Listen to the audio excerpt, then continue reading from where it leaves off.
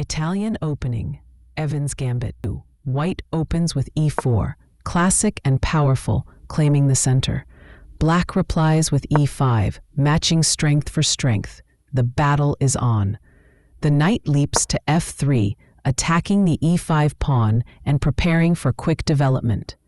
Black answers with knight to c6, defending the center and keeping perfect balance. White's bishop glides to c4, eyeing the weak f7 square. Black mirrors with bishop to c5, both armies perfectly aligned. White strikes with b4, the Evans Gambit, a daring pawn sacrifice to open lines and speed up the attack.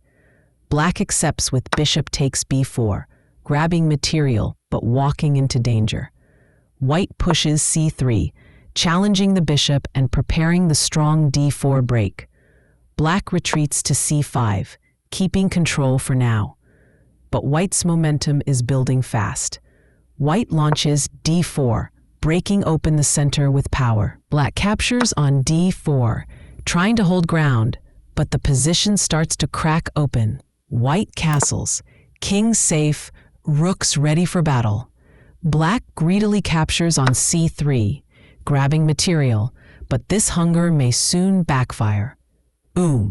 Bishop smashes through on f7, check. A fearless sacrifice to open lines. Black's king is forced to capture, stepping right into the open. Danger is coming fast. White's queen joins the attack with a sharp check. Precision and power. The king slips back to f8, exposed and trembling as the pressure builds. Queen recaptures the bishop on c5, striking back with power and precision.